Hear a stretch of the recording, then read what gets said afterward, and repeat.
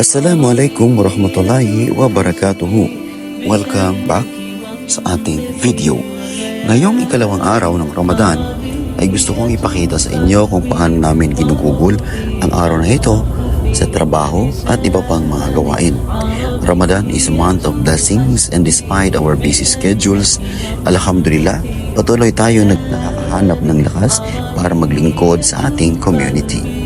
Ngayong araw, bumisita tayo sa ating Women Association sa Kitulaan, Kapalawan. Ang Kitulaan Umahat Association ang isa sa mga benepisyaryo ng Livelihood Project. Noong nakaraang taon, sila ay nakatanggap ng 11 sewing machines at iba pang mga kagamitan mula sa Protect Peace in Barn Project na kung saan tayo ang project officer. Sa ating pagbisita, inumusta natin ang kanilang asosasyon at nagbahagi ng mga magagandang balita. Sila ay napili na benepisyaryo ng isang Sustainable Livelihood Project. Masaya nilang tinanggap ito at sumang-ayon sa mga panuntunan at proseso ng proyekto. Nagbigay rin ng mahalagang paalaala ang ating Board of Director na si Papa Flo, pati na rin ang presidente ng kanilang association. Pakinggan natin ang kanilang mensahe.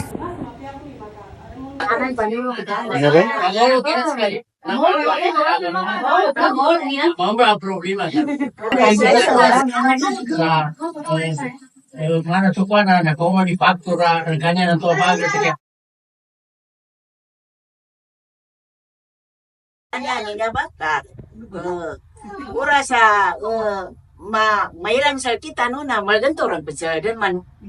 Ana nya to pangalan kan ora utara na pambarangatan sa kita niya ba naka tapanay na mga wata tanwanya mga lukas tano tayo pa mitaban sa kita no ka yung may makagapya sa kita. Although na pun kakwanatan no kasisiputan no kaya kwanatan pun mamabo sutan pun ganyan may pentingkan tanwanya.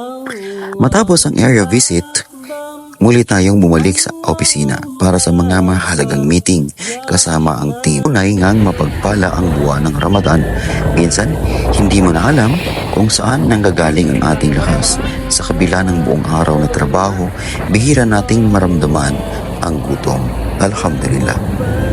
Pagkatapos ng trabaho, maaga tayong umuwi dahil Ramadan, kaya dumiretso kami ng kapatid ko sa palengke para mamili ng panghanda para sa iftar. Sa hapon naman, ay nag-organize tayo ng iftar para sa mga estudyante ng Markad sa Barangay Aringay, Kabakan, Cotabato. Abangan nyo ang full video ng ating iftar program. Masayang makapagbahagi ng biyaya, lalo na sa buwan na ito ng pagpapala. At dyan, nagtatapos ang ating vlog sa ikalawang araw ng Ramadan. Napaka-productive ng araw na ito at alhamdulillah, nagawa natin ng paraan ang mga gawain ng may kasayahan at pagpapala. Maraming salamat sa inyong panonood. Huwag kalimutang mag-like, mag-comment at mag-subscribe para sa mas marami pang Ramadan updates. Assalamualaikum warahmatullahi wabarakatuh. All praises to Allah, all praise